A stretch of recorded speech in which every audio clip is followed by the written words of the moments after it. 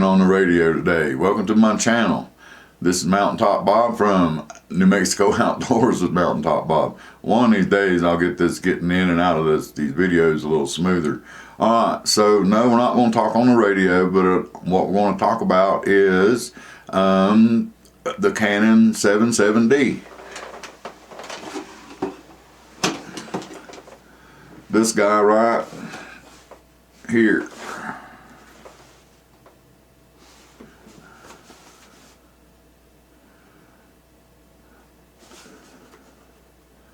And what I want to say about it. Was it a good investment? Oh, yes it was. Very much so. Have I enjoyed having it? Very much so. Is it easy to learn?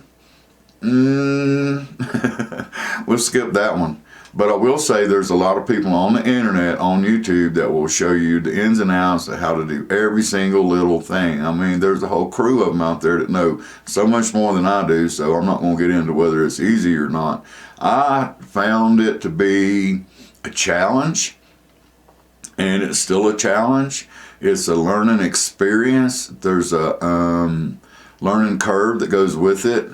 And the more you learn, the more you know, the more you know, the more you want to learn. So it's kind of one of them kind of things.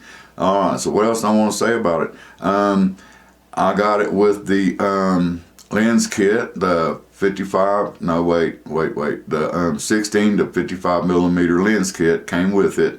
And thus far, I used that lens. And then I also bought a 55 to 250 millimeter lens kit that also comes with these cameras. It didn't come with this particular one that I bought, but and I bought that, and which brings me to the purpose of this video.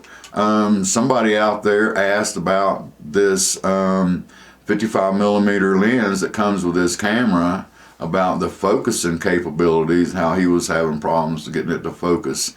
And the answer that he got from an obvious, more professional photographer was throw the lens away. And so I had a little issue with that. And so this video is in response to that. And to make my argument, I want to show in this video how much I've learned using these two inexpensive lenses. I'm not going to call them cheap. They do what they're advertised to do. I have no problem with the quality of them.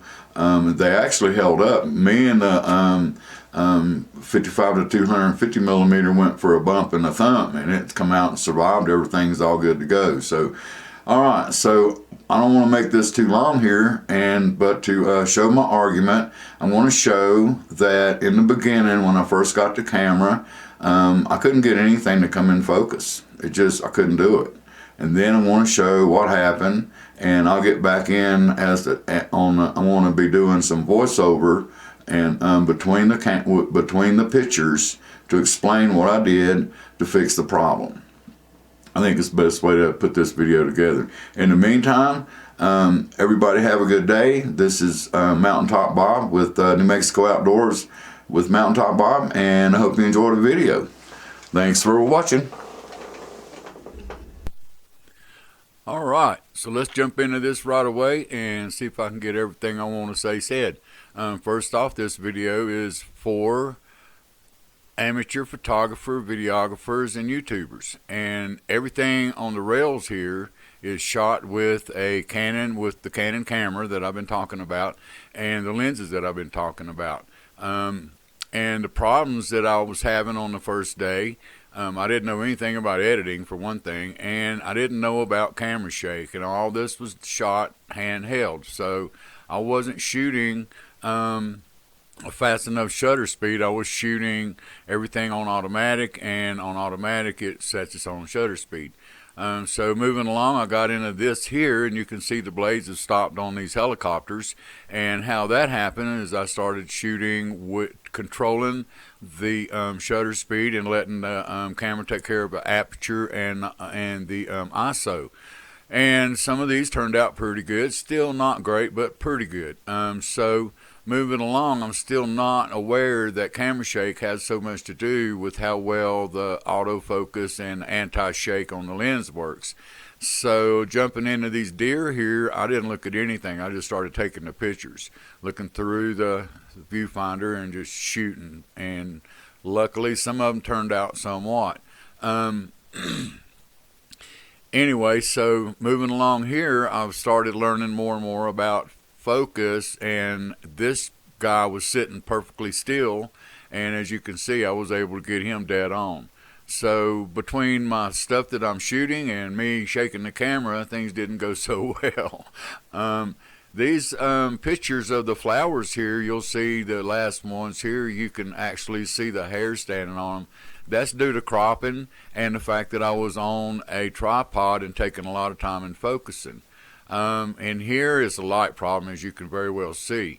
I was shooting on manual when I first started shooting manual, and I didn't have my aperture open enough to really get what I was trying to get. So that interfered with some of the focus, and it also interfered with the brightness in the photographs. This little horse guy here, and these horses here, they're all moving, and I had to jump in and grab a hold of a picture here and there, what I could get, when I could get. And again, being new at this, I didn't really pay a close enough attention to my camera settings. I don't know what that guy's doing, but he's having fun doing it. All right, so what's going on? One of the reasons I want to talk about this lens and how important it is to me is I've had an opportunity to learn how to do a lot of different stuff with it. And with the 16 to 55 millimeter lens, I was able to get my first year of shooting the Milky Way and the moonshots. So now we're getting into on the tripod landscape. And landscape, it's important to know how important it is to be able to edit. And there's a free editing program that comes with the Canon camera. All you got to do is pull up Canon, type in the serial number on the bottom of your camera, and they'll upload you a free program. It does a lot better than what I'm using here. Again, back to the editing process.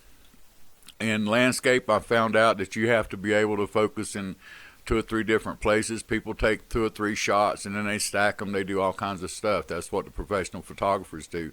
With this lens, you'll have an opportunity to take pictures and decide what it is that you want to aspire to be good at. If it's landscape, then you want a whole different type of lens. This guy here, took him on the fly.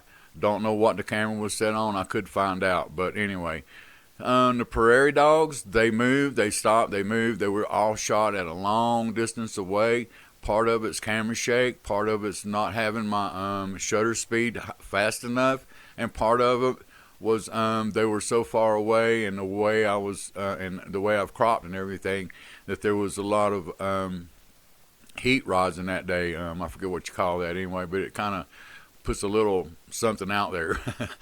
This was shot on the fly here, and I didn't think I had anything, and when I pulled it up on the camera, it looked pretty good. And then when I got in and started editing and cropping, I found out, even though that I didn't have a lot of time to fix the camera for optimal best photographs, I was still able to get them, edit them, and get something out of them. And I thought the raven fighting with that hawk or eagle, whatever it is, was very interesting. All right, so here I'm at a point where I'm fully fully manual, and I'm learning about where I need to have my shutter speed at to get a little sharper view of these birds that are flying. I love taking pictures of flying birds. All right, so the pro says don't shoot belly shots, but for this video, throwing them in here just to show that I'm getting better as time goes on. These shots are kind of in consecutive order as how long I've had the camera. There's still going to be some bad ones coming up, but there's starting to be a few good ones. Check them out. Moving on, the one thing that I've learned is that things that get in front of the camera oftentimes will interfere in your focus as well. So like with the barbed wire right there, you can focus right on it if the bird is already on there or landing on or taking off from, and you'll probably get him in focus. This guy here was a blast to shoot. The ravens, I love to shoot ravens. And some more belly shots, and these guys aren't in that great of focus. I had to just kind of fall over on my back and get it while he was there, because he didn't hang around long. And this was, you know, with being a greenhorn, being a amateur at this, I don't move camera settings very fast. I just have to. I'm flying by the seat of my pants. So, all right. Anyway, so all that being said, there's a lot of reasons why you may be out of focus or in focus or whatever. What I want to say about this is don't throw that lens away. If you're just starting out in photography and you're wanting to find out if it's something that you want to do, if you're not sure which way you want to go with it, and you start with one of these lesser expensive Canon entry-level cameras and you choose to get the lens kit with it, I think that's a smart idea. You'll have an opportunity with a lens kit to figure out what it is you want to do, and you're going to learn so much with it. And at some point, you're going to get really good with that lens, and then that'll be the time to upgrade, and you'll know what to upgrade to, because some of these lenses can cost more than my house. And I'm already looking to upgrade to a better lens. I won't have any more lens kits, but for the price of the camera with the lens kit and even adding another lens kit, I was able to learn the stuff that I need to know, so that when I do get a more expensive lens, I'll know what I want, I'll get what I want, I won't waste a lot of money on something that's not going to work for me. That's my take on it. So I have no problems with these lenses at all. And before we finish it up, here's some of my best shots coming up. This is all done with the Canon entry-level camera, 77D, and the lens kit, 16 to 55 millimeter, or the 55 to 250 millimeter. This is what you get. You get a bunch of pictures. You get home, nothing's really in focus. Everything's all kind of flat and just don't look good. This don't look good. But then you get in behind the computer. You load it up, and this is what you get out of it. All of these photographs came from the ones that you just seen beforehand. I kind of wanted to give an idea of what it's like to come and you pull up your pictures and they look like crap. But then when you start editing, they pop. And it's just like, you know, the end.